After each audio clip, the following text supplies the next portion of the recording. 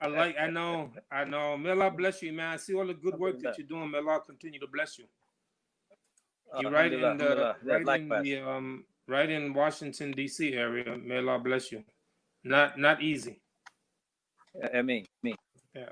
Indeed. It's a blessing.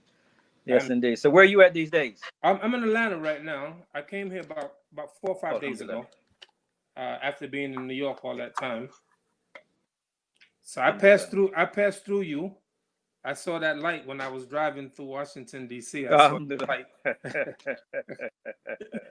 That's wonderful. You got to come and give us a treat. Next time you come through, give us a treat. Inshallah, Imam. Anytime you order it, Imam, it's done. Yes, sir. Yes, sir.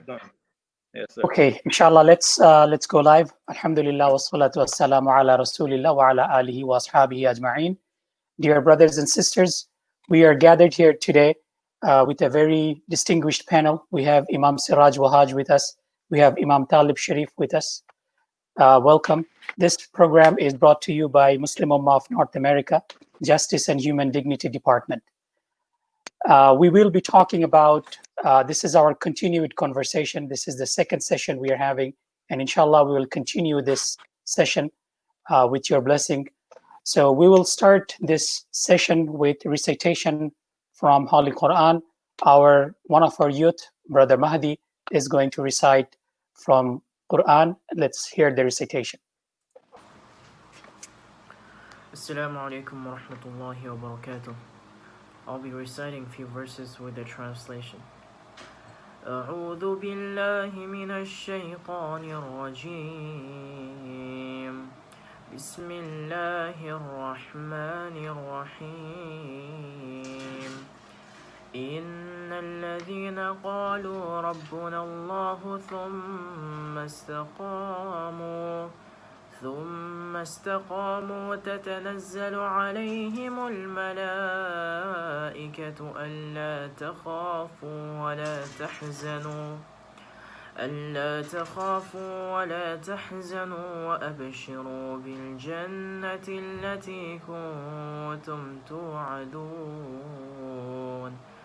Surely those who say our Lord is God and then remain steadfast, the angels descend upon them saying, do not fear nor grieve, rather rejoice in the good news of paradise, which you have been promised.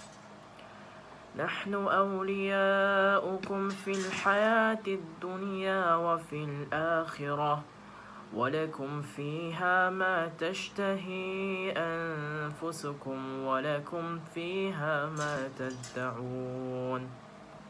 We are your supporters in this worldly life and in the hereafter. There you will have whatever your souls desire, and there you will have whatever you ask for. نزلا من غفور رحيم. An accommodation from the all-forgiving, most merciful Lord. ومن أحسن قولا ممن دعا إلى الله وعمل صالحا وقال إنني من المسلمين. And whose words are better than someone who calls other to God, does good and says, I am truly one of those who submit. ولا تستوي الحسنة ولا السيئة ادفع بالتي هي أحسن فإذا الذي بينك وبينه عداوة كأنه ولي حميم. Good and evil cannot be equal. Respond to evil with what is the best. Then the one you are in a feud with will be like a close friend. وما يلقاها إلا الذين صبروا وما يلقاها إلا ذو حظ عظيم. But this cannot be attained except by those who are patient and who are truly fortunate.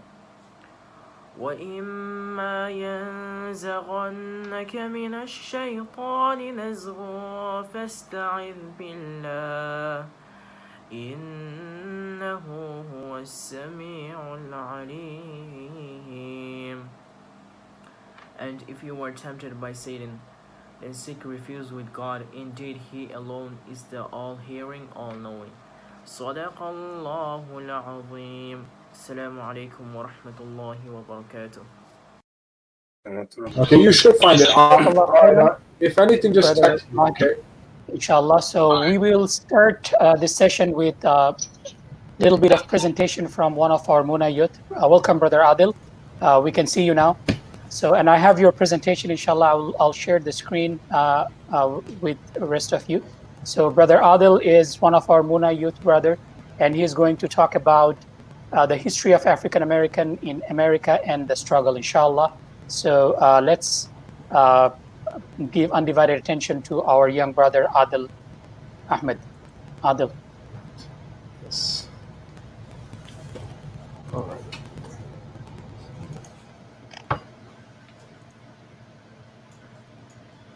So, Assalamu alaikum wa rahmatullahi wa barakatuh, everyone. So today I'm going to be presenting a very, very brief history about African Americans in America and the struggle of the African Americans and other people of color in America.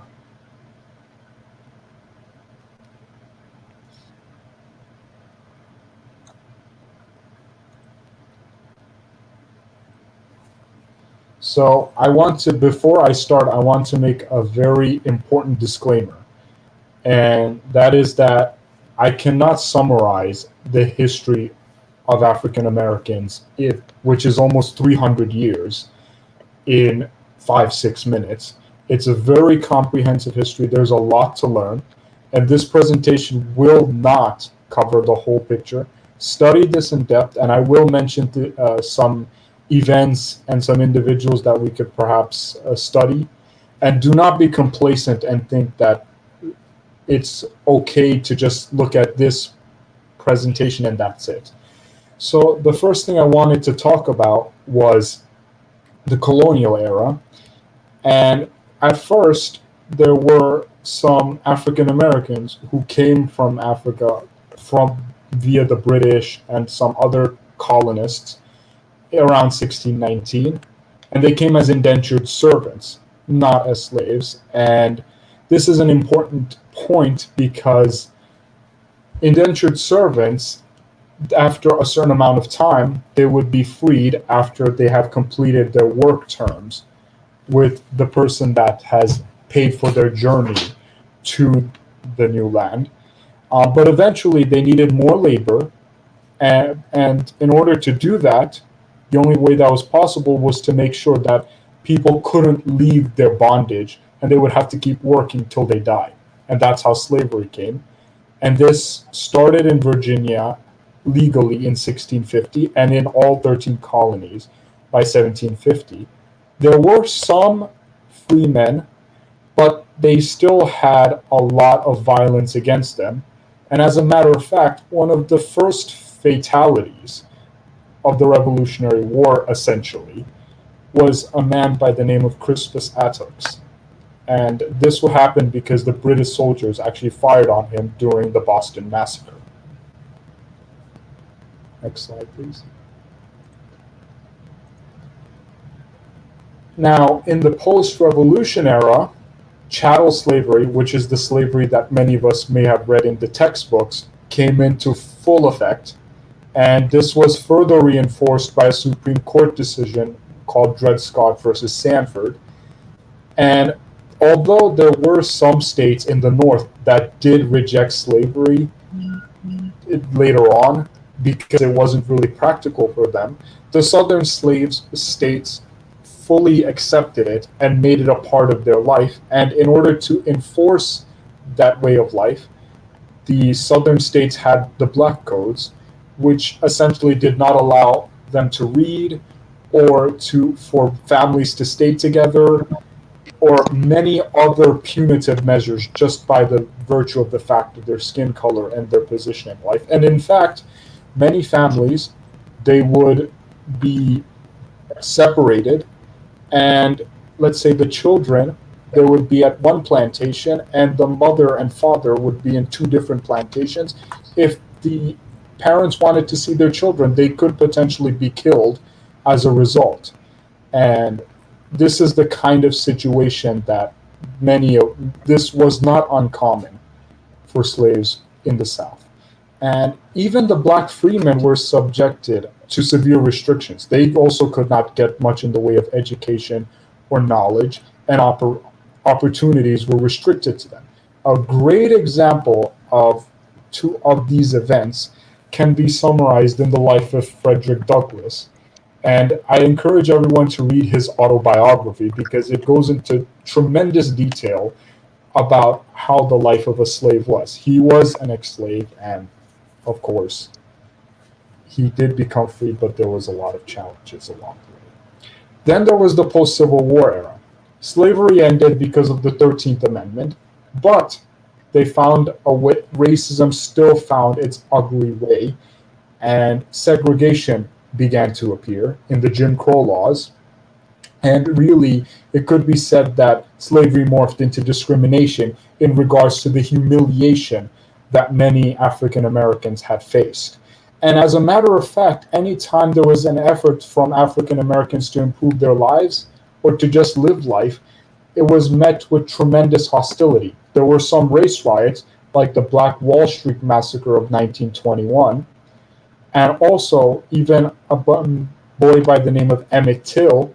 He was lynched because he supposedly was flirting with a white woman, which turned out to be false, by the way. And as you can see in this photo, Black Wall Street, which is in Tulsa, Oklahoma, was in complete shambles. This doesn't look anything unlike a war zone. And this is what happened because of the riots. It is worth mentioning also the civil rights era, a time when many people started to demand their freedom and their dignity. And of course, the governments and the powers that be also responded. And in this case, the Birmingham Fire Department was blasting protesters with fire hoses. And not only that, they even used dogs on the people to make sure that they would stop protesting. But of course, through the difficult tribulations and all the struggles that they did, we did get some progress. Next slide, please. That being said, there is still a tremendous amount of issues that the African American community and communities of color at large still suffer from. Racism and discrimination, I'm sure many of us have seen it ourselves, but if they haven't, we can see it from the rhetoric that many of our politicians are having, as well as the fact that people are being targeted just because they look different. That's still a very big issue. And if we look at different communities, we will find that racial inequities are still apparent. We will find, for example, that white communities are generally wealthier, with, unfortunately, the African American communities or communities of color being basically pushed underneath, and not much is done to help them, and it's very difficult for them to get out of poverty. And part of this is because they have a lack of access to good jobs and good schools. And of course, as we saw with George Floyd, Breonna Taylor, and many other victims of racial injustice, and many others that are unspoken, there is a lot of progress that needs to be made.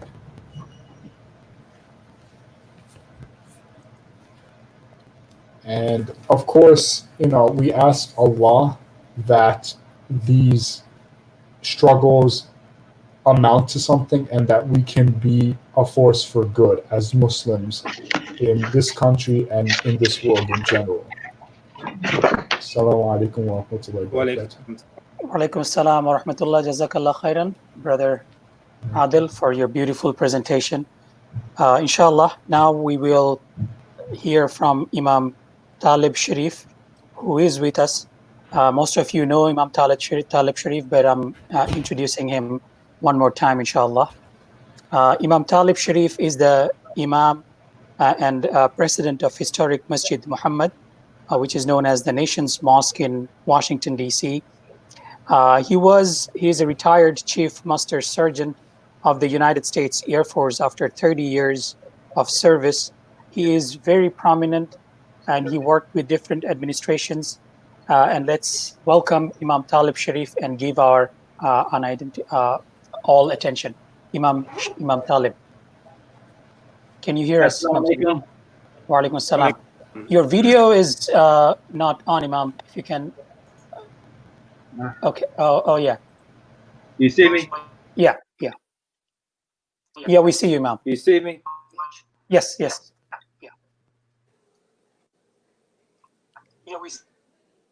We see you, Imam.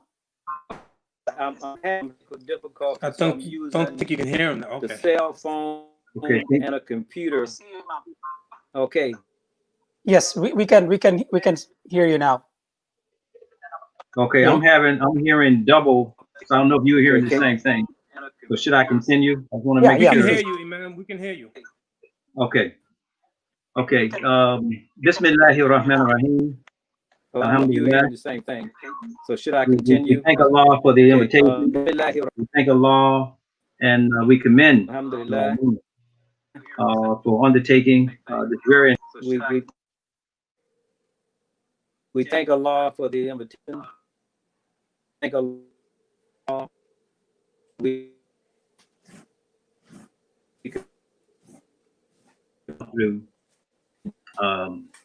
In light of what we just heard in terms of some of the historical facts concerning racism in America, slavery, etc. In fact, my dear brother Imam Siraj is there. My life started in North Carolina. In New York. My life started in New York. And my father was killed when I was 4 years old, very violently killed when I was 4. So the family moved to North Carolina, where you are, dear Dr. Rahman. So I grew up in Wilmington, North Carolina. And in Wilmington, North Carolina, it was a very popular city, especially during the Civil War. And our brother mentioned the Civil War. We had what was called the colored troops. And of course, that was a history in itself, just trying to get, quote unquote, we'll use the term black, to try to get blacks into service, military service. And of course, at that time, they weren't called black, they were called colored. And this also speaks to the identity crisis that some on the line, Bangladeshi brothers and others from the market may not understand the identity crisis because we were stripped of everything. And then we begin to be called Negro, nigger, and some other worse names than that. And then of course, colored. And you should know in the history of identities in America, the term black really was at one time considered to be a negative, a fighting words really. But it was the Muslims that started off in what was called the Nation of Islam that made that term popular in America. And of course, James Brown picked it up from Elijah Muhammad and made that term popular. The term became accepted. And of course, after that term, the goal really was not to stay on black. We don't want to be color conscious, and because we know Islam doesn't push that, and because we don't either. But as a strategy, and of course, it's obviously needed now because there needs to be an equalizer that we're seeing in the society because black lives don't matter. So we're using that term now to bring about some. But we went to African American Imam Wahid Muhammad. He mentioned that term, and Jesse Jackson made that popular after Imam Wahid Muhammad mentioned that term. But again, the goal is to focus more for us, particularly as Muslims, to focus more on Muslim American. And there are other terms in terms of identities because we again being stripped of everything. I'm saying my dear brother Imam Siraj, he's not hearing me, so I'm not coming through. We are hearing you, brother. So some are hearing, some are not. I can't hear him at all.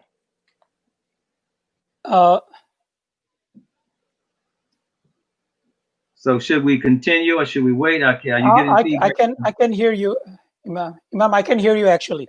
And let's see our brothers in the Facebook, and yeah, they're hearing you, inshallah. Okay, all right. I mean, I couldn't hear the speakers earlier. I had to move, and I hate being disadvantaged by not benefiting from the other speakers. But let me just say this piece here. Then there were about 500 what was called the United States colored troops that settled in Wilmington after the Civil War. It's really because of those colored troops that we were able to win. The Union was able to win when they had the colored troops. They in fact, Wilmington was the last fort that needed to be secured, and they secured that.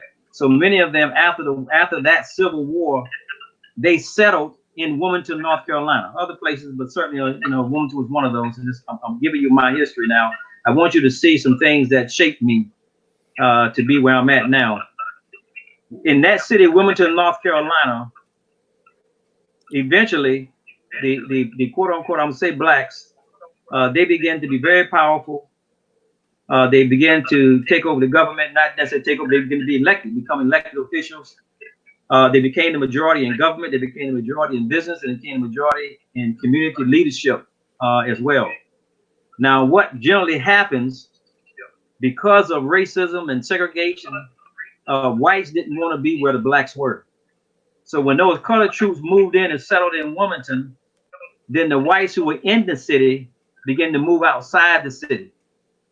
But what happened when the city became so prosperous and so successful, the white supremacists, they became jealous.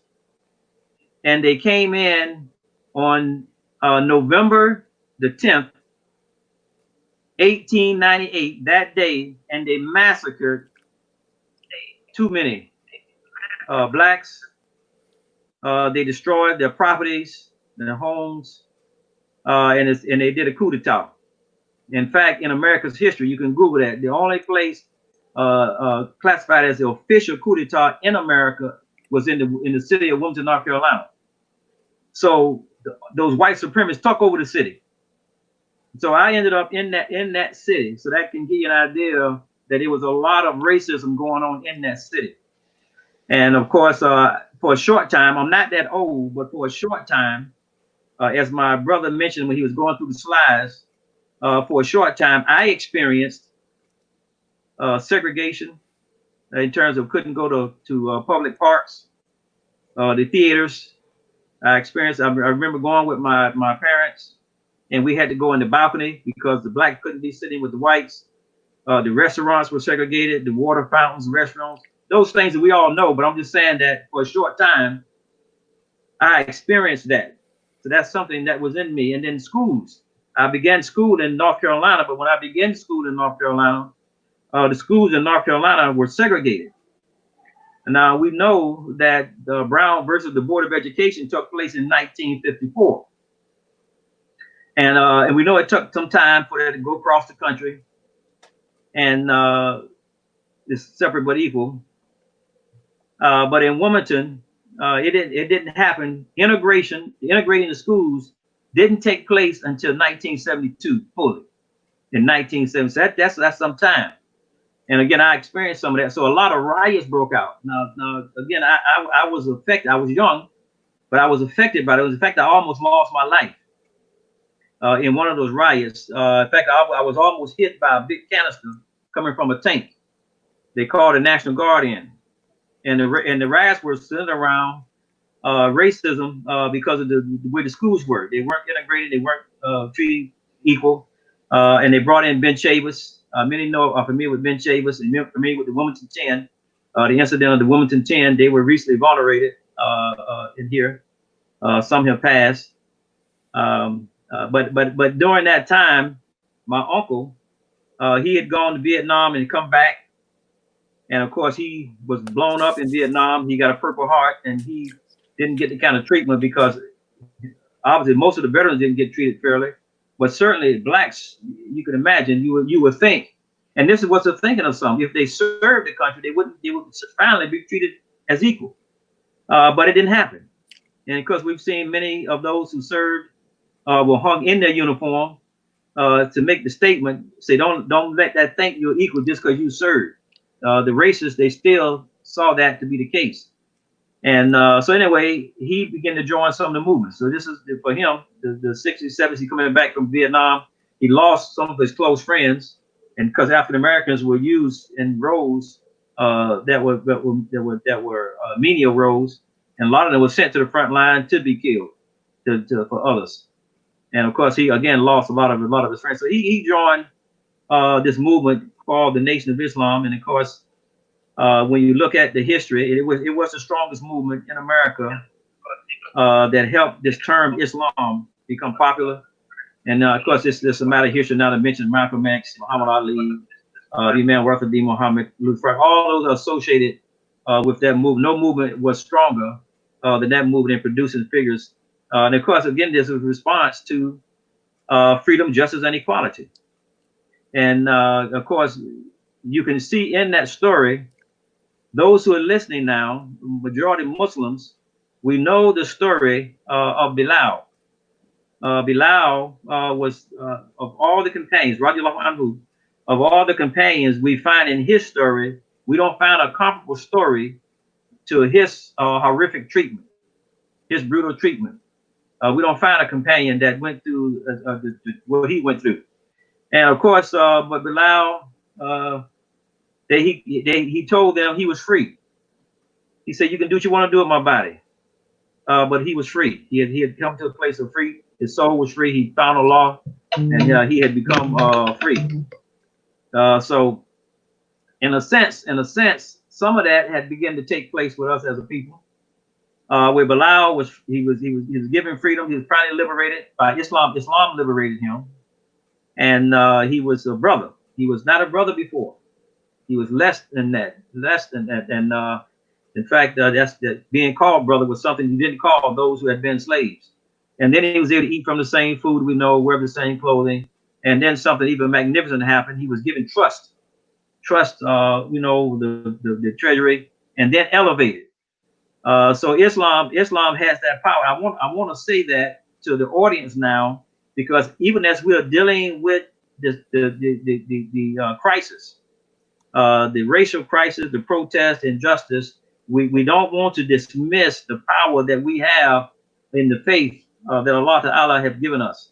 We're here for a reason, and one of the most important things that I'm hoping that everybody get out of this is that we are all here in the same boat for a reason, and if we unite correctly, we can be the help that everybody's looking for, not just in America, but as we see those around the world, what they are looking for as well. So eventually I joined the military. As was mentioned. I spent 30 years in the military, and that's really, for me, again, I'm still young, so that's more than half my life. But even in the military, and I'm retired now from the military, but all my life I've been subjected to racism. It's difficult for some to understand when they're coming from other countries. They have their culture, they have their language, they may have had oppression in their homelands, they may have had caste systems, etc. in their homelands. I know Bangladesh is one of those areas in terms of some of the history, and others. I'm mentioning that one. I believe that's the predominant here. So I'm just mentioning that one. But nobody has been stripped completely of all of their heritage. And of course, we just celebrated this weekend what's called Juneteenth. And of course, it shouldn't be a mystery now to anyone that really that's the oldest known day of independence. There is no day of independence for us. And we're wondering, why did they hide that? Why did they not want to recognize that? Why is that not in schools? Why had it not been studied for some time, even since then? All we hear about is the 4th of July, which is coming up in a few months. I mean, in a few weeks, actually. But you got to understand that was in 1776 when they declared independence. We were still in chains and slavery and mistreated, etc. So almost 100 years, that didn't apply. Many are just realizing that right now, that for almost 100 years, that celebration of independence didn't apply to the African American in this country. Still degraded, deprived, treated, classified legally. It was a legal classification that we were 3/5 of a human being, not even a human being. denied our humanity. So some say, and I've spoken to many, even some of the imams from other countries, wonder why we haven't been able to level the playing field. You know, they're saying in some other countries they've been able to level the playing field, but no one has been denied and it's systemically, you know, limited. Things put in their way. You know, coming out. You know, Juneteenth took place in 1865, and of course, a couple of weeks, months after that, then of course we know we had slavery was finally abolished. First it was emancipation, and of course, now look at this. For 2.5 years, the emancipation took place in 63. It took 2.5 years for that word to get to the slaves in Texas. Maybe in other places, but we know what's recorded right now. It's Galveston, Texas, this way Juneteenth started. So that should tell you, that's how thoroughly they denied us access to communication. That should tell you that as a people. But how you go 2 years, you don't know anything. And of course, you know, when the Union soldiers came there and obviously liberated them and read the proclamation, they didn't know, they celebrated. Now, certainly it was difficult anyway, because the Confederate South, they didn't release them when the emancipation took place, and the Union soldiers couldn't liberate them because they didn't have control yet. And I can understand that's some of the things that have taken place. So you look at this. Some of this was in the presentation, where you had 50 years of a system that separated you from the process of being humans.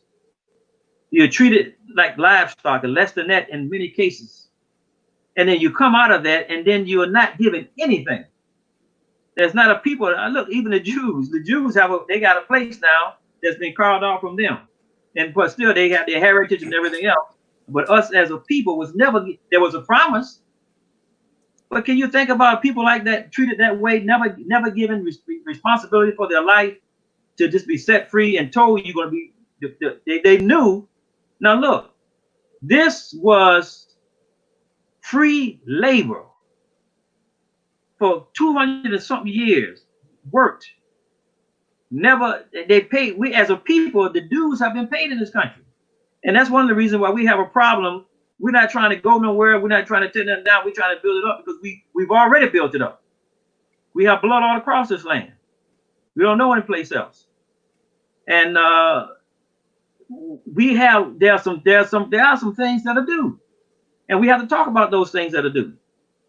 And so coming off those 50 years, then you went into almost another 100 years of Jim Crow. So here you are, you're given liberation, but you're not truly liberated, because you're still being denied and oppressed and mistreated. And they would never indict the white supremacists. They had the domestic terrorism. In fact, they had to create, in I think late 1800s, they had to create the Department of Justice just to make sure there'd be some convictions. You know, and we saw recently in Atlanta, the Department of Justice had to come in to do in 2 days what they didn't do in Atlanta in more than 2 months, to get a conviction when our dear brother Ahmad was murdered. You see, and but that happened because they wouldn't convict him. And we're seeing some of the same things now, and that's in some of this Make America Great Again. And for them, that was great. Look, this whole thing, we can't miss ourselves as Muslims. Are you still hearing me? Yes, we can hear you. Yeah, we can't dismiss. I can't hear him. Shaitan has a role. You know, he became Shaitan. Well, Adam, we just had Father's Day. Really, I want to make sure everybody understand that we all are connected. Adam is our father, and in every human being on the earth, Adam is in all of us. But Adam was challenged by Shaitan, but Shaitan didn't come out until he was presented with something that he couldn't accept. He was okay being the leader of the angels as a jinn, but then he was confronted with something different, something that would have a different role, a different nature, different responsibility. Then he transforms from jinn to Iblis and begins to be haughty But then when he begins to act out on that, he becomes Shaitan. So this is what we're seeing now.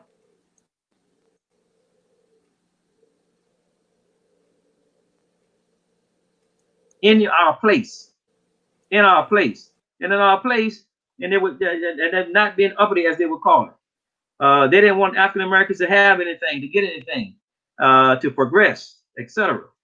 And so this Jim Crow, lynchings, killings, mistreatments, and from that, then they went from there. We talked about the Board of Education. They couldn't get equal justice in the education system, and then even in the housing. The housing, they denied us opportunities for housing to advance, and that was something in terms of the property, housing investment. They devalued the areas, so so people wouldn't invest in the areas for one, and you couldn't even use those to get loans or anything else because everything was so devalued. These are some of the systemic things that were put in our way to keep us from advancing, and then you begin to if you take all the opportunities out. Why you think people begin to turn? Look, in Islam, there was a time when food was scarce during the time of Omar, radiallahu anhu, and there was some theft going on. And we know there was a penalty for theft of cutting the hands, etc. But Omar was saying because the people are being denied, that he didn't hold those who stole things accountable. He held those who had power over them. And to change their condition, he held them accountable. So here we have trouble. Yes, trouble in the inner city. You're going to have trouble anytime you begin to systemically take things out, and people don't have hope, they don't have opportunities. Then they begin to create the things they can, and some of that is unlawful activity. They begin to do things. But we find that when the more places that had youth centers, Boys and Girl Scouts, etc., clubs and those kind of things in the communities, investing jobs, we saw crime and other things go down. So you can point to that and say, look at these people. You see? And then you have another system when the 13th Amendment abolished slavery. It only abolished it to the point that they left a clause in there that said unless you were in prison. They left a clause. So then they fed it to the pop line so they could still get free labor. It was about getting free labor. And right now today, they're getting free labor because the injustice in the system, in the penal system right now. And of course, we represent a very small percentage of the population outside and in America, but yet a significant population in the penal institution. And we know there's a lot of it. That's one of the things that we together as an Ummah here in America, really drawn work, we can address that. And really, if we unite and strategize and do what Muhammad, the Prophet, the President, peace upon him, ordered us to do, when we see things that are wrong in the society, we have three things he ordered us to do. That's a commandment from him. We don't have an option.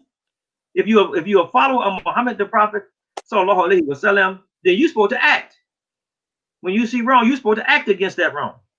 If you can't, he said, if you find a way to do that, then you have to speak. Say something. If you find no way to do that, then he said, hate it in your heart. That's the weakest. Now, you don't go to the weakest if you can do the greatest. He gave us the order. And some of us are not even doing that. Even today, some are not doing that. They don't see it as being their fight. They don't see it as being their issue. And they lag behind. We have some of the same, this supremacy, superiority complex. It does exist in our Ummah, in the Muslim Ummah. We can't say it didn't. Look, this is something. Even during the time of Bilal, radiallahu anhu, he was liberated, very dear to Muhammad the Prophet, sallallahu alaihi wasallam, very dear to him. He loved Bilal. Bilal loved him. But even during that time, the people still looked down on him. This is the Ummah. He's their brother now. He's free. They still made disparaging comments, so much so that the Prophet, sallallahu alaihi wasallam, had to address it. And what did he say to them? What did he say to the Ummah? What did he say to those who had different shades? He said, we are all Bilal. To let them know What you despise in him is in you. Don't look down on each other. And in fact, this thing was so serious that in his last summation of what's considered his farewell address, he had to address this to the Ummah. So we should know even today that some of that we are still suffering from. Right now, there are some of our brothers from that are, look, we need the model here to help America deal with this. We have Medina Munawwara. This is the place. There were 3 times in human history to have a free society where people were responsible under the Creator. There were 3 times, 3 attempts. 3 attempts is what the historians tell us. The first attempt was with Ibrahim alayhi salam. The second attempt was with Muhammad the Prophet sallallahu alayhi wasallam. There was not another attempt to have that kind of society that was created by Muhammad the Prophet, again, the prayers and the peace be upon him, until America. Until America. Now look at all of that. Now before that, we really, Britain, France, and others, those small countries controlled, dominated, conquered more than 90% of the known world. More than 90%. And I'll get ready to close out on this note here for the sake of time. We cannot fall victim. Allah Ta'ala has caused us to be here in this country. Muslims from every land are here now in America. Now 420, this is the year 2020. Now these are insights I'm giving now. Some of you may not see it. You don't have to agree with it. These are just insights because Allah Ta'ala said he's always communicating. He lays things out and he says most people don't pay attention. 2020, 20 times 20 is 400. So it comes out that after 400 years, we end up in the year 2020. Exactly. Exactly. This is the 401st year now. Now, 2020 also in common society, you think about vision. You think about vision. And 2020 refers to clear vision, clarity of vision, not perfect vision, but clarity of vision. Now, this is something that's taking place at this particular time. And Allah Ta'ala has caused a couple of things to converge in this year. He knew he didn't have to wait. We had to wait, though. He caused this virus, this global virus, to bring a standstill. More than half the world was on shutdown. And much of it is still on shutdown today. There's no cure right now. 40 million people in America are out of work. And a lot of them are protesting right now. Allah caused that to happen at the time that this happened. And Allah tells us that he's closer to us. Aqrabu min habul warid. He's closer to us. Aqrabu min habul. He's closer to us than our jugular vein. Where's our jugular vein? That's in the neck. That's what was cut off of our brother. So when you attack that location, that when Allah say he close to us, then that he say he's close to those who are oppressed. Then this is a situation that obligates him to get involved and create the situation that calls us to come together to rise up. In 2020, it's clear now what's happened to us. The world is seeing now. That incident is clearer than it's ever been. A lot of people hadn't seen it. They say, now we see. That's what they're saying. It's becoming clear. 2020. That obligates us. Allah says, alaykum anfusakum. Your own soul obligates you. Our own soul. The soul of every human being who's in touch with their humanity.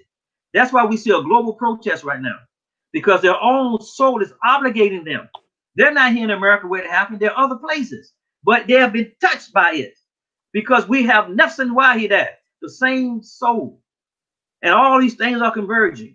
And he saw fit for people to be out of work, out of place, and that time and haven't wanted to do something. And here we are today.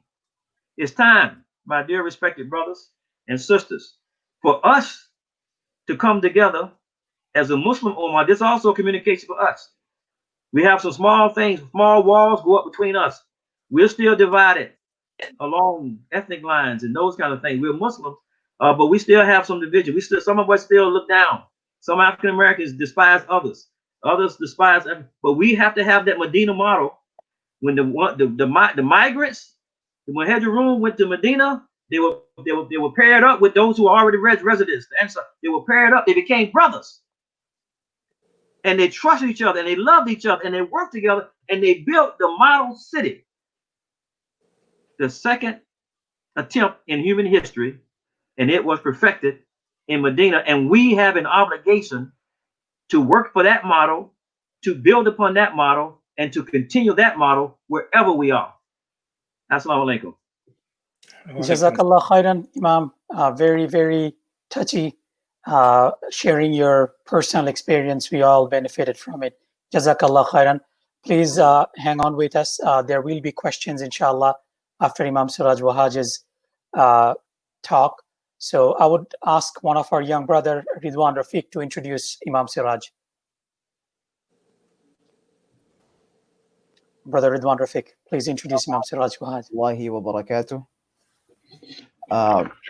Alhamdulillah, I want to introduce Imam Siraj Wahhaj very quickly. I know we don't have too much time, but one thing that I want to say before I get to the actual introduction is that my memory of Imam Siraj Wahhaj is at the convention.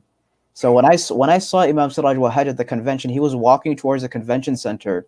And subhanAllah, I looked at him and he was wearing a white Punjabi and a white kufi, as he always does.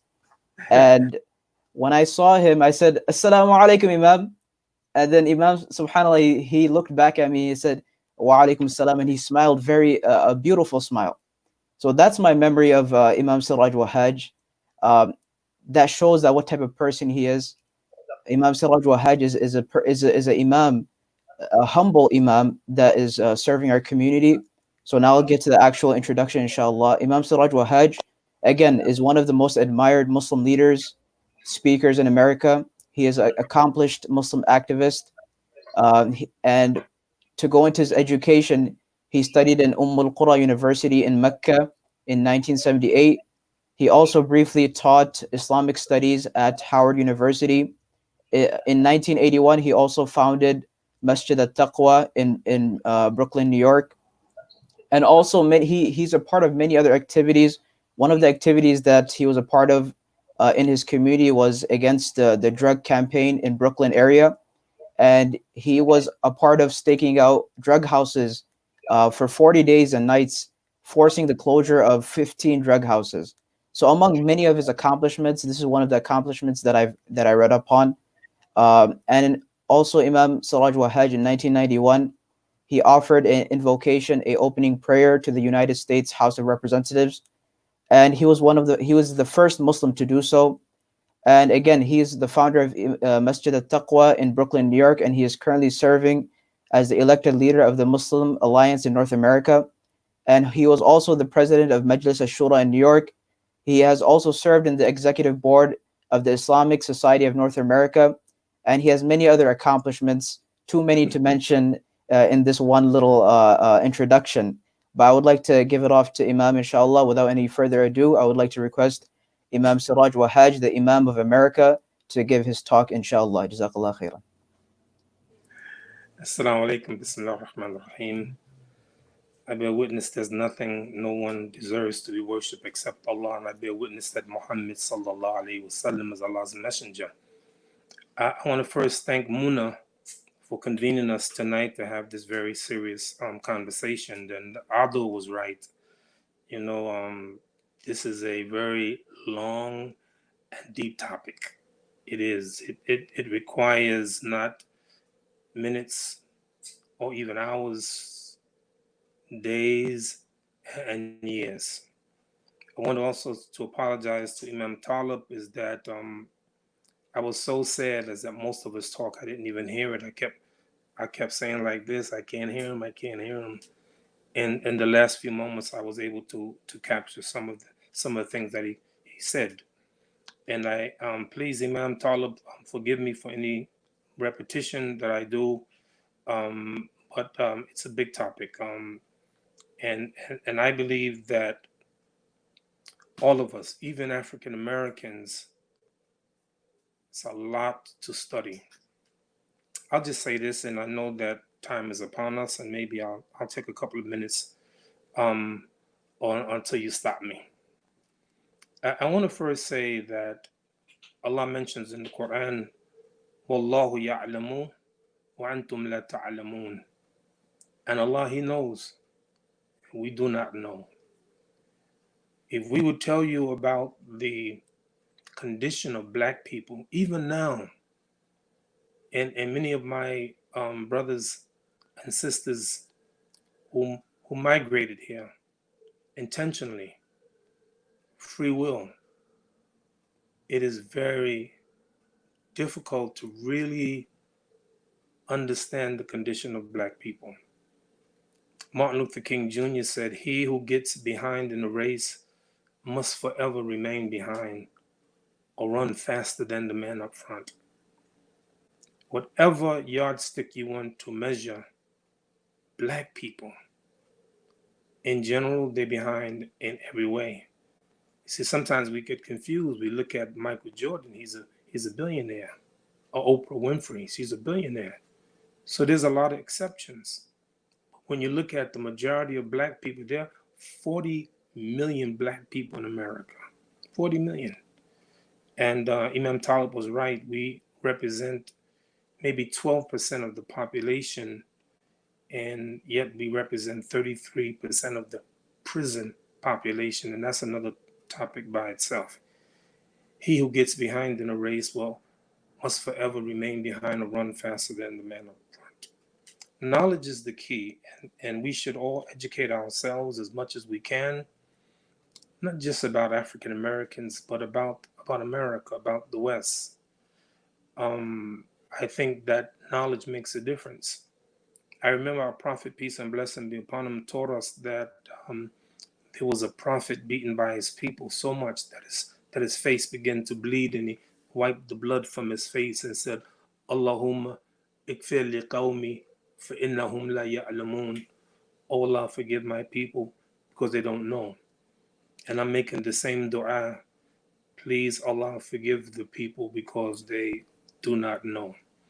So I'm going to take a slight different direction tonight.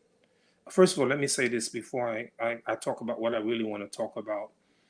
Somebody said that the life expectancy of black people, maybe it's better to find out or can be determined by their zip code rather than their DNA code. Where you live, why you live there, why so many black people live there. So I want you to think about that. I'm going to give you one example before I go on. Someone asked the prophet, peace and blessing be upon him, who's the best of people? In this particular narration, he said, those with long life and good deeds. Imagine that, living to be 70, 80 years old. You know, one of the tabi'een happened to be a black man who was the Imam of Medina, Ati ibn Abi Rabah. They said he made pilgrimage to Mecca 70 different times. 70 times. So he had to be a pretty old man. So the best people, those who have long life and good deeds. But what about black people? I'm a researcher, and I do research. I keep abreast of current events, and we should find out about current events, but sometimes current events can be misleading. For instance, I went to an almanac, and I wanted to compare the United States average life expectancy to other nations, and found out that the United States is 45th on the list of life expectancy. The average life expectancy in America is 78.6 years. That makes us 45th on the list. But if you ask the question, well, what about the black man? What's the life expectancy of the average black man? And the life expectancy of the average black man isn't 78.6 years, it's 71.5 years. So if black men were a nation, we wouldn't be 45th, we'd be 111th. What yardstick you want to use to see the progress of the African American? Wealth? Why is it that the average white person have 10 times more the wealth than the average black person? Why is it so many black people live in the worst parts of the city? Why is it that black people in general don't have the best jobs? See, that's current events. But in order to appreciate why, you have to study history. Let me get personal for a moment and tell you something about my doctor. I love my doctor. He is one of the most positive people I have ever met myself. When I go for my examination, you say, Siraj, blood pressure is good, your cholesterol is good, your heartbeat is good, and he makes you feel good. But I don't know if you're like me. I'm like, doctor, give it to me straight. So tonight I'm going to take a couple of minutes to give it to you straight. You want me to sugarcoat it? You want to have a nice little sermonette on how to make wudu? Or do you want to get it straight? So I'm going to take a different angle now than that I usually take. How did it get that way? I want to quote one of the great Americans, Thomas Jefferson, the third president of the United States of America. He had been the vice president, secretary of state. He had been the governor of Virginia. And he even died on July 4th. Thomas Jefferson was a brilliant, he's an architect, a brilliant man.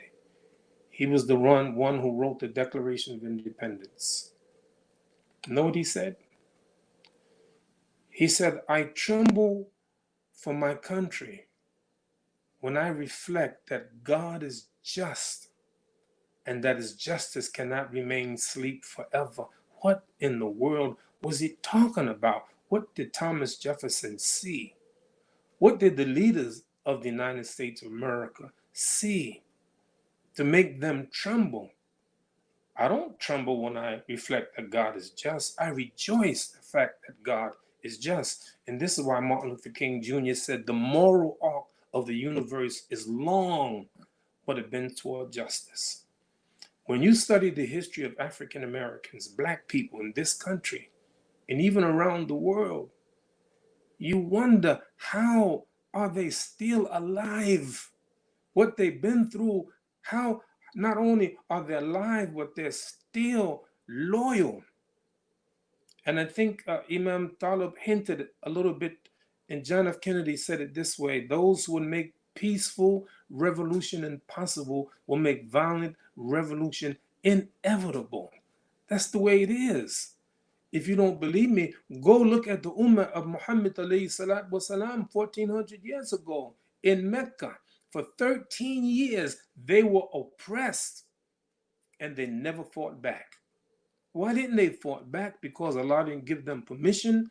It wasn't until after they made pilgrimage from Mecca to Medina, Allah says, قاتلوا في سبيل الله الذين يقاتلونكم ولا تعتدوا إن الله لا يحب المعتدين, and fight back with those who fight against you, but even don't go beyond the boundaries. Allah love not those who go beyond the boundary. It wasn't until Medina where Allah says, now permission to fight against those who fight against you because you are oppressed. But when you look at the history of African Americans in this country, yeah, there's been some so-called riots. Martin Luther King Jr. said that a riot is the voice of the unheard. Yes, there's been some rebellions, and Imam Talib was right. And sometimes people, they go and they get food, but sometimes they go get televisions and sneakers and shoes. I'm not condoning that. I'm trying to understand that. So this is what I'm going to do. Sometimes when you read a book, it may be a chapter, a paragraph, a word or two that is so significant, it makes you stop and think. I'm going to do that in a book called The Clash of Civilizations by Samuel P. Huntington. Let me first begin to say what he said, I'm going to stop in the middle of the sentence. I'm going to give you some information, and then I'm going to come back. Because my thesis tonight is that we are living in the end of white supremacy. You have to understand what's going on in this country and around the world, and you have to listen to those who blow the whistle in leadership of our country, because we have, like Charles Dickens called it, the tale of two cities. It was the best of time and the worst of times. For some people, things are very, very good, and for other people, things are bad. But Allah subhanahu wa ta'ala has a way of evening things out. Listen to what Sammy P. Huntington said. Remember, I'm going to say a few words. I'm going to stop in the middle of the sentence, and then I'm going to give you some information. Before I do, so the point I was saying about, sometimes truths are painful. Consider what Allah calls his prophet in the Quran, Muhammad alayhi salatu wasalam. He's Bashirun. He's Bashirun. Bashir is one who gives good news. And alhamdulillah, there's a lot of good news in Islam about Jannah. We have to look forward to Jannah. We have this COVID-19 right now, but don't worry, it'll get better. It will be. Imam, you didn't say inshallah. Okay, I say inshallah. But I'm telling you why I say that, because the Prophet, peace and blessing be upon him, said, "Ma anzalallah da'in illa anzalahu shafa'in." There's never a disease without a cure. This is the way Allah is. The way He made His human beings. We figure it out. We experiment and we figure it out. So inshallah, this will pass one day. It's a test. It's a trial. But as Imam Talib rightfully said, it is something that Allah is doing. And you have to understand, you got to read between the lines. So listen what Sammy P. Huntington said. And Sammy P. Huntington is one of the great political scientists of our time. Listen to what he said. The West won the world. Let me stop there. And us as Muslims, have to look what's going around. The West won the world. What do you mean? Let me give you two examples. And Imam, again, Talib, again, what I heard, I'm just going to kind of repeat what he said, but I'm going to give you maybe a little bit more detail. Europeans, white folks, in 1800, they controlled 35% of the Earth's land surface, 35%, meaning that if you had $1, they would have 35 cents. By 1878, it was no longer 35%, it was 67% of the land mass controlled by white people, by Europeans, the West. And by 1914, they controlled 84% of the world surface. How did it get that way? Sammy P. Huntington is going to tell you, but let me tell you one more. You ever hear the British Empire? In 1800, the British Empire consisted of 1.5 million square miles. 1.5 million square miles and 20 million people. Now listen to this. By 1900, you know what the British Empire was called? They said the sun never set on the British Empire. So by 1900, they didn't control 1.5 million square miles, but they controlled 11 million square miles.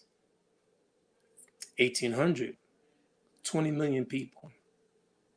By 1900, 390 million people. How did it get that way? Samuel P. Huntington, he ain't a Muslim. He himself is white, European. Listen to what he said. I want you to listen carefully, because many of us are still being affected by white nationalism, white supremacy. Listen to what he said. The West won the world not because of the superiority of its ideas or its values or its religion. Throw that out the window, because you hear our values and our, our education idea. No. How did they get like that? Listen to what he said. The West won the world not because of the superiority of its ideas or its values or its religion, but rather by the superiority of applying organized violence, weapons of mass destruction. That's why. And then listen to what he said. Westerners often forget this fact. Non-Westerners seldom do. Allah put it this way in the Quran, and they want you to put down your weapons. This is why there's a paranoia of the West. This is why the United States of America, my country and your country, they spend more money on military than the next 9 nations combined. Why?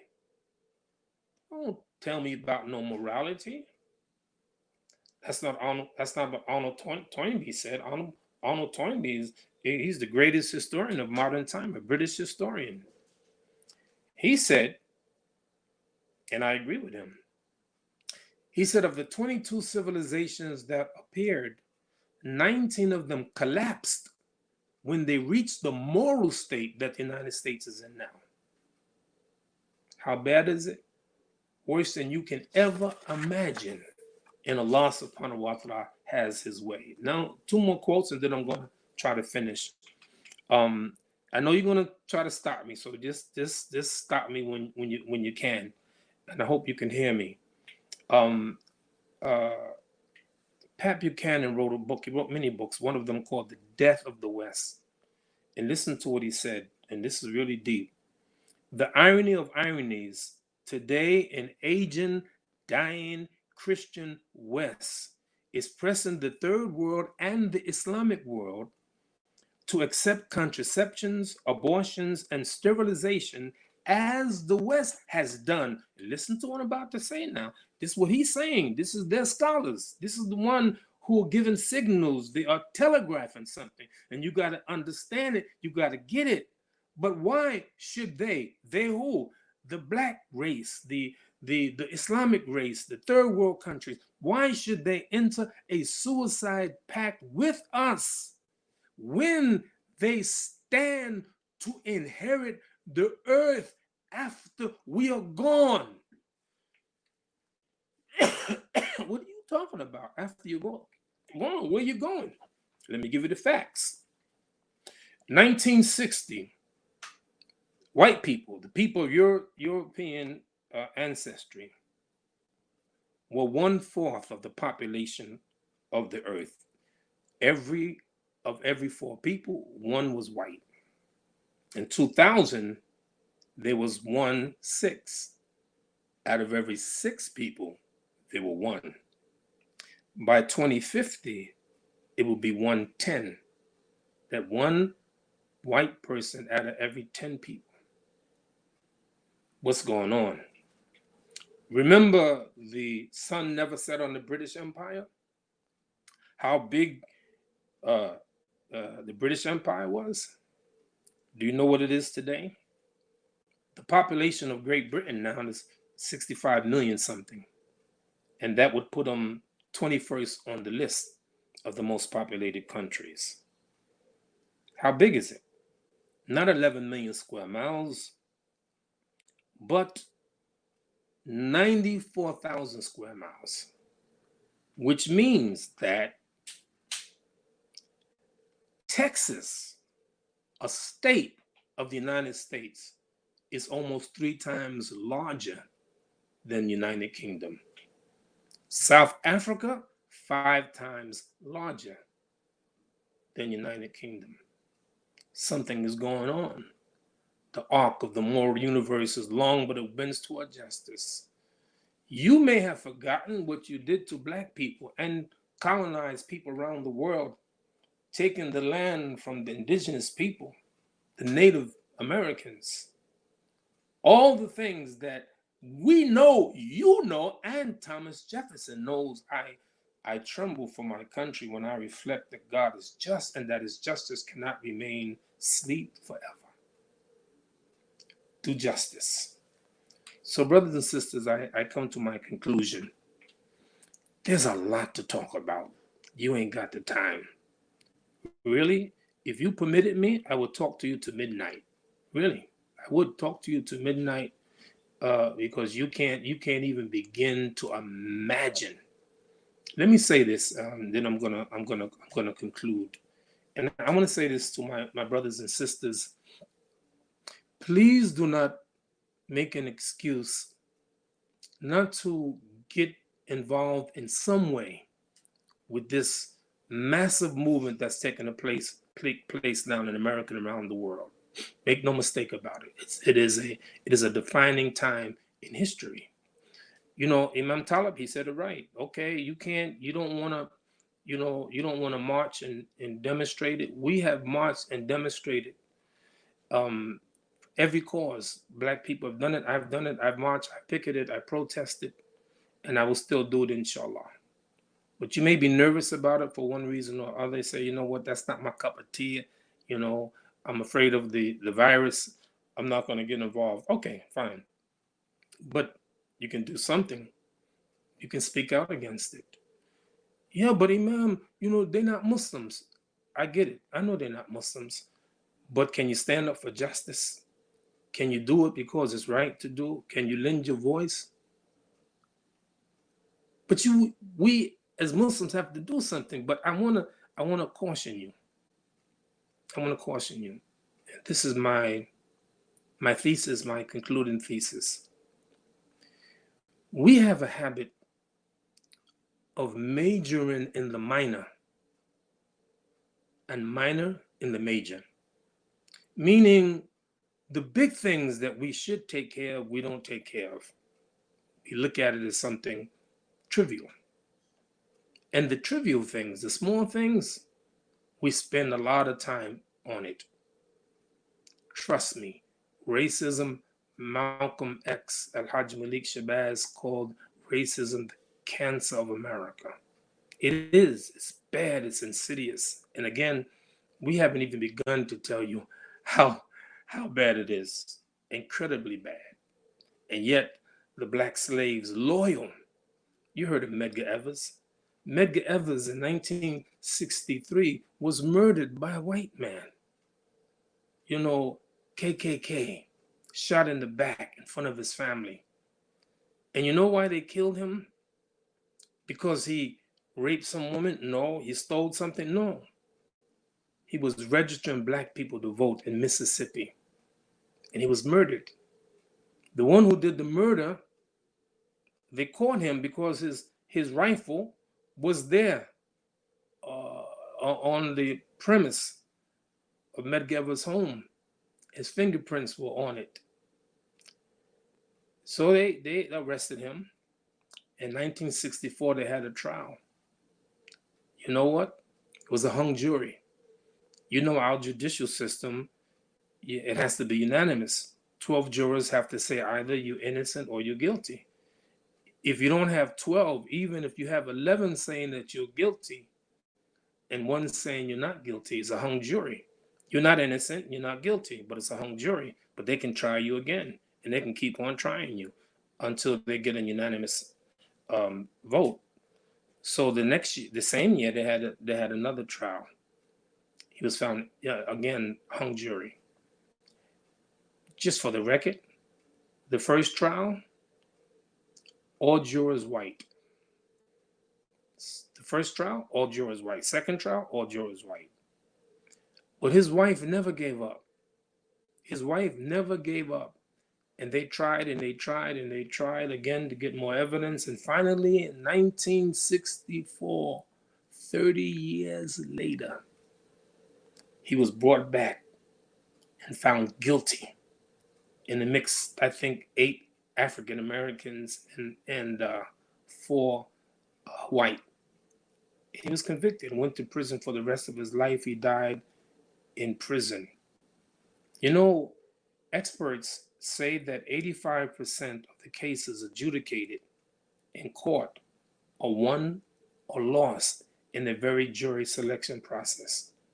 Do you know in that first trial, Medgar Evers' wife was on the stand, and you know who came into the courtroom and went to the suspect and greeted him?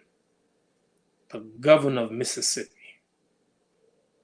2 white police officers testified that the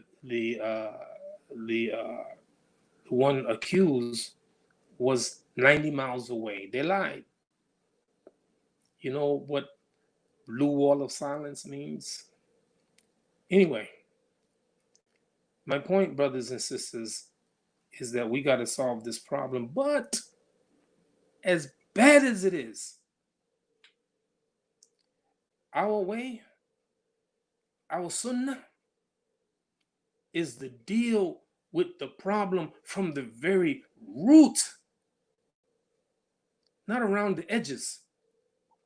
And I would argue tonight, for Munna, don't throw away the key to transforming the society. The key to transforming the society is not to go after the minor things, but to go to the root of the problem. The example that I like to give is a brother in my masjid who takes 29 different pills a day because he got 29 different ailments. And these pills that he take, alhamdulillah, may Allah subhanahu wa ta'ala bless him and keep him healthy. But those pills that he take aren't meant to solve the problem. It's meant to camouflage a symptom. It don't really deal with the problem. Okay, you know, blood pressure is serious, high blood pressure, low blood pressure, but blood pressure, wallahi, isn't the problem. Blood pressure is an indication that there is a problem. So Allah give us these symptoms to have us check it out. Say, you know what? Your heart is beating too fast. We got to do something. You know, you got this fever, you know, you got chills, you got a headache, you got a stomach ache. These are all symptoms. And one by one, we deal with symptoms. But what Allah has done is dealt with the root. And this is why a man came to the Prophet, peace and blessing be upon him, complaining that his brother had a stomach ache. And the Prophet said, Isqi aslin, give him honey. Why give him honey? Because honey is a shafa'ah, is a healing. It's a healing for the sickness. And the Quran is a healing for the sickness. Listen, me and Imam Talib was part of an organization called the Nation of Islam. May Allah subhanahu wa ta'ala bless them for the good that they did and the love that they had for their people and the work that they did trying to bring justice for their people. You can argue about the aqidah. They didn't have the right aqidah. You're right. You're right. And the focus was on empowerment of black people. You're right. But you cannot deny the love that they had. When I was a student at New York University, not one Muslim came to me even to give me a flyer or invite me to a masjid. No, but the brothers from the Nation of Islam, they came and they invited me, and I went to the temple in Brooklyn under Minister Arthur 14X, and I joined the Nation of Islam and had a profound love for my people because black people were deprived in such a way that we were made to hate ourselves. But in the Nation of Islam, we learned to love ourselves. So 1975, Allah blessed the Nation of Islam with the son of the Honorable Elijah Muhammad, Imam Warithuddin Muhammad, and came less than a year, transformed the entire Nation of Islam to Muslims and tied our hearts with the Muslims around the world. Yes, Imam Warithuddin Muhammad, one of the greatest actions and accomplishments in the history of Islam, an entire community. And you know what, brothers and sisters? The key is going to the root. I don't want to be simplistic, but you know what the root is? La ilaha illallah. We in the Nation of Islam used to call white people devils. Hey, the white man is the devil. That's what we said. Listen to Malcolm X and Hajj Malik Shabazz. Listen to Muhammad Ali in those days. This is what we said. But when we became Muslim, followers of Muhammad sallallahu alaihi wasallam, all of that's gone. It's thrown out the window. Why? You know, one more thing I'm going to say, this last thing. Honestly, I promise it's going to be the last thing. When I was in the Nation of Islam from 1969 to 1975, that's 6 years, I prayed, but I didn't pray the way the Prophet ﷺ said pray. He said, Sallu kama ra'aytumuni usalli. Pray as you see me pray. So we prayed, we faced the east, and we stood up, and that was our prayer. We didn't make sajda, we didn't make ruku, we didn't make anything like that. Alhamdulillah, from 1975 to now, Allah blessed me. I made 6 pilgrimages to Mecca, 45 years of fasting. Didn't miss one day, alhamdulillah. And then I calculated, I made over 82,275 salats. Why? The love of Allah, the obedience of Allah. All Allah had to say, as Imam Talib said, that the Prophet said there's no superiority of a black man over a white man. Let me tell you something. Don't get it wrong. Don't get it twisted. This black skin, I love it. I love being black. But you know why? Because Allah said, it's Allah who created you in the womb as He pleased. If Allah is pleased to make me a black man, I'm happy to be a black man. Why should I not? Because the Prophet said, Inna Allah Ta'ala la yanzuru ila asamikum wa la ila suwarikum wa lakin yanzuru ila qulubikum. Allah will not judge you by your forms or your shapes. He'll judge you by your deeds and your heart. We solve the problem overnight. All the problems solved overnight if we believe La ilaha illallah and demonstrate it and put it into practice. I agree with Imam Talib. Let's do it. Let's get this ummah together. And remember this. I know you can tell the people, yeah, but you know, Muslims ain't perfect. That's true. The Quran, Islam is perfect. That's right. But you know what the truth of the matter is? Some people, non-Muslims, may never read one verse of the Quran or one hadith, but all of them have met Muslims in their school, in their classrooms, you know, in the hospitals, on the jobs, you know, the neighbors. And so we will make an impression about Islam, not by what they find or don't find in the Quran or hadith, but what they see in us. May Allah bless us, Imam. May Allah bless you there in America's masjid. May Allah continue to bless you, Imam. May Allah bless Muna for all the great work that they do. And I'm very honored to speak to you tonight for a few minutes. I got more for you, but we got to go. Assalamu alaikum wa rahmatullahi wa barakatuh. Wa alaikum assalam wa rahmatullah. Imam,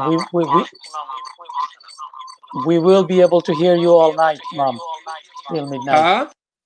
We would love to hear you till midnight, Imam. Okay, we'll never be bored. MashaAllah, MashaAllah. So we have a couple of questions that came in. One question came from Brother Khalid. He said that you mentioned in your talk that the white supremacy is ending. How do you foresee racism to end in the United States? I always ask this question, what will be the future of America? What will be the future of America? Answer, what do you want it to be? What do you want it to be? Number two, what are you willing to do to bring it about? I think what's happening now, because people saw it, and this is what the Imam said. He said, "Men ra'a minkum munkar fayughayyirhu biyadihi." Whoever sees an evil, let him change it with his hand. We saw it, and the rest of the world saw it. And you know, and Imam will tell you, 1965, the same thing happened.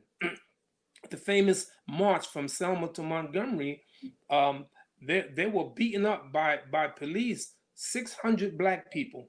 84 of them were put in hospitals. 1 or 2 of them died, and what happened? They were having a march to Montgomery to show how they were being suppressed at the voting booth. Didn't have a right to vote.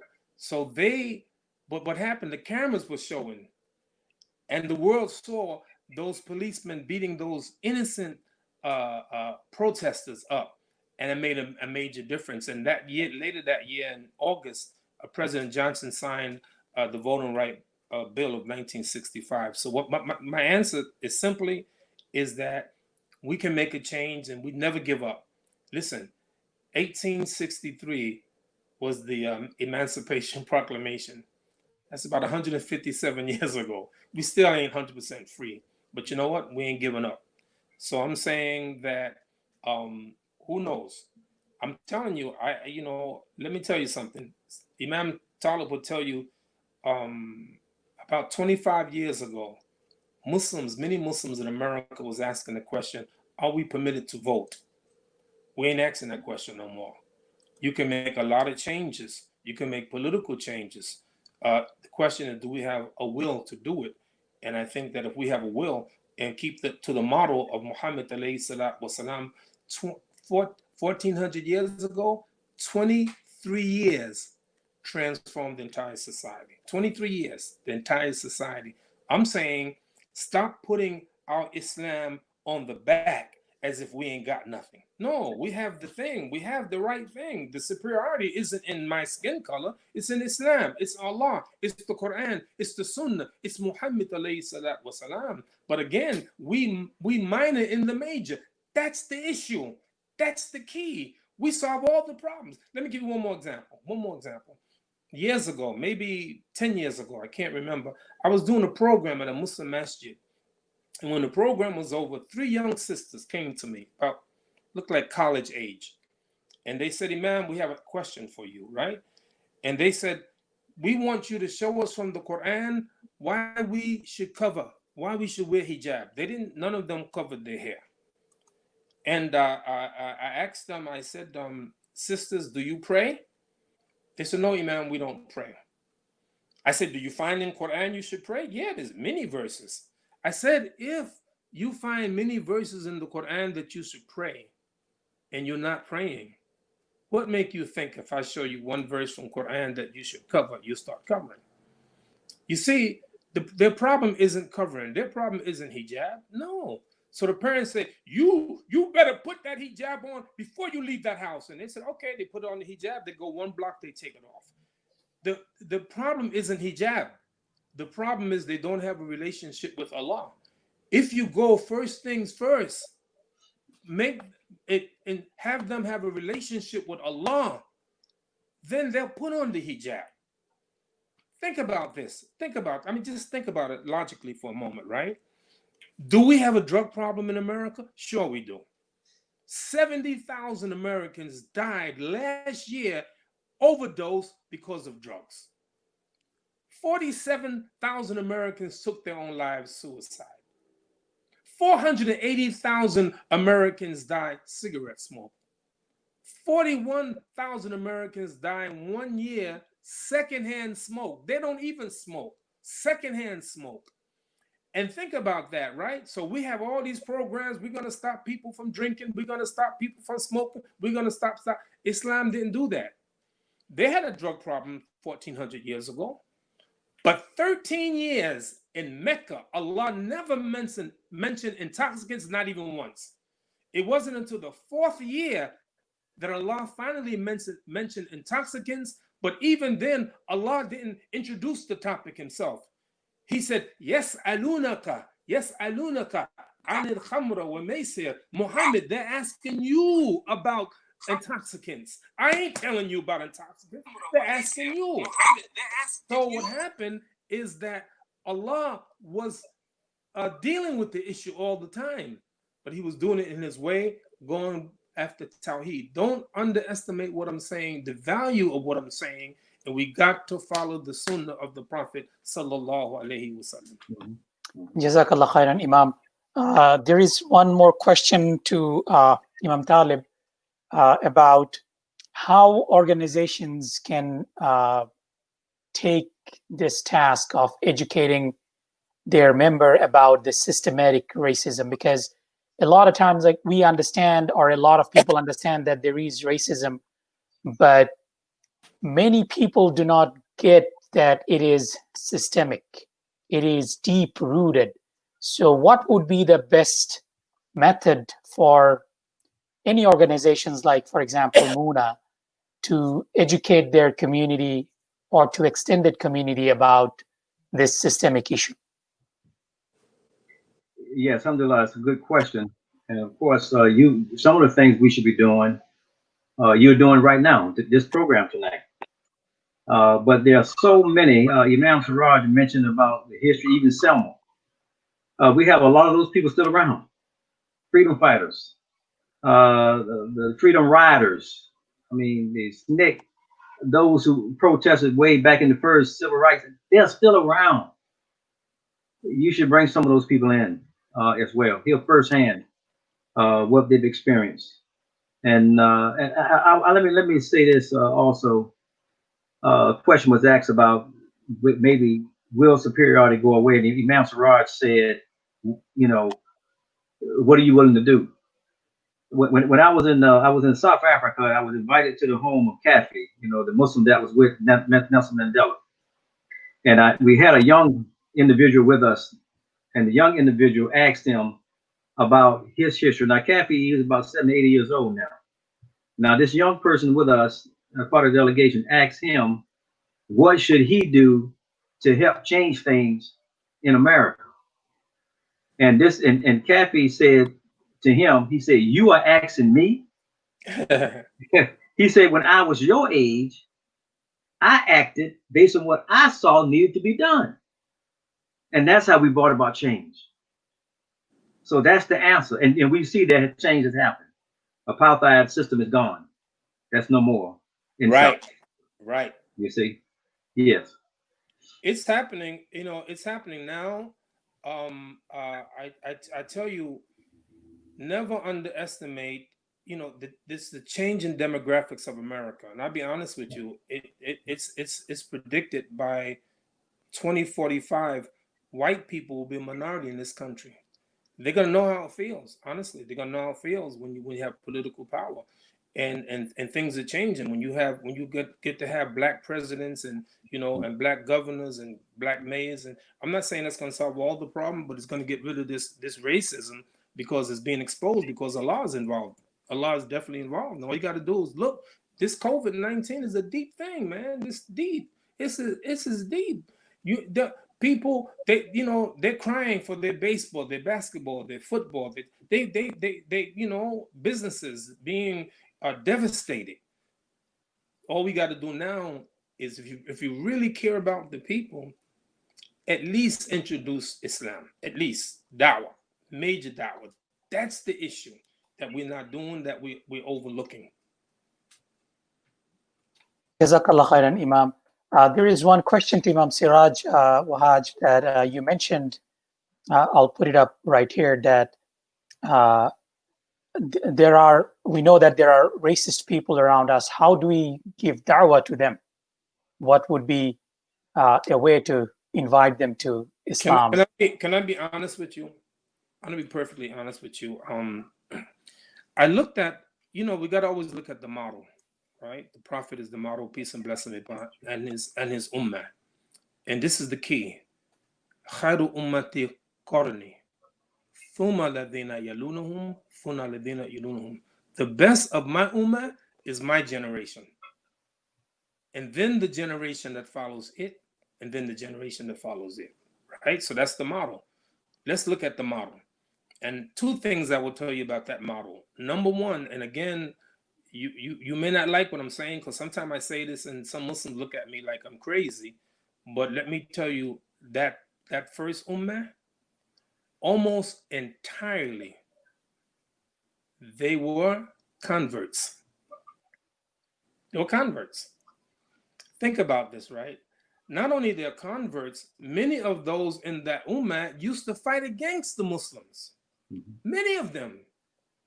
Amr ibn al-As, radiallahu an, Khalid ibn Walid, Sahel ibn Amr. I mean, go on and name them, right?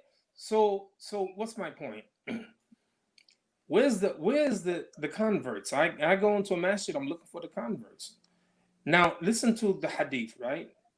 And Aisha radiallahu anha, al-Mu'mineen, Ummi Abdullah.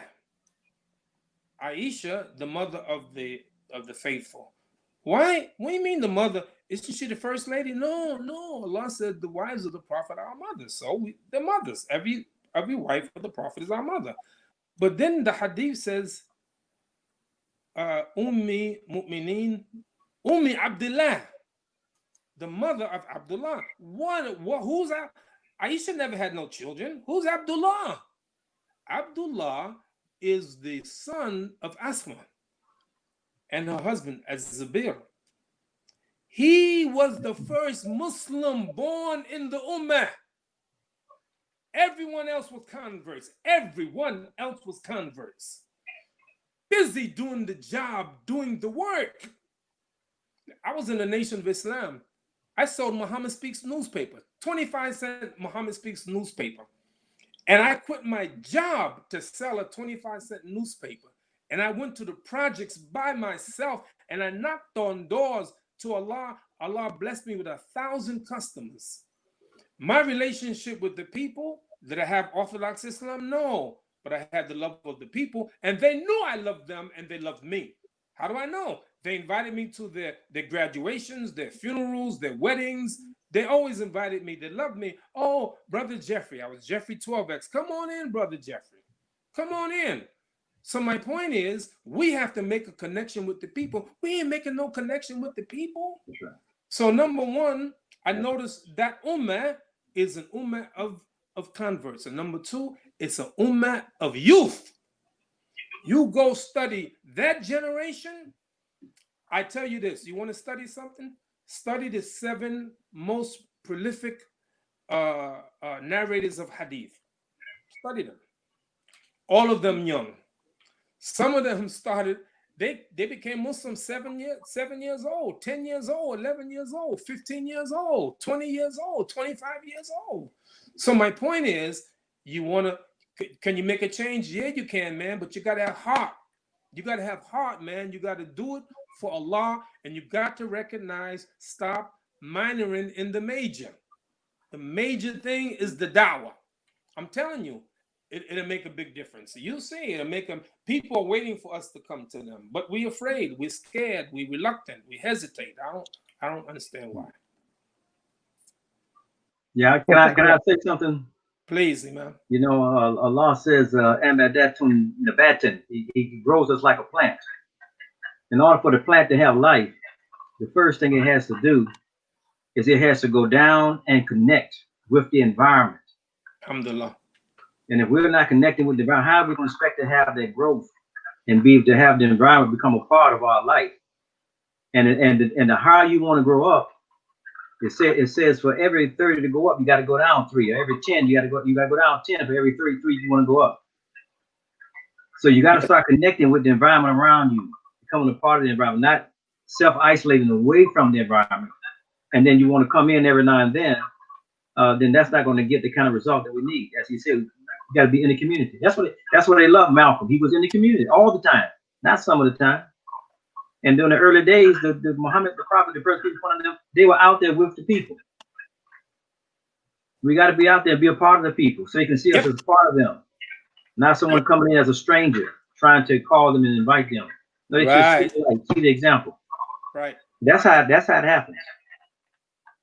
Yep, true, Imam. That was one of the questions that how do we give da'wah?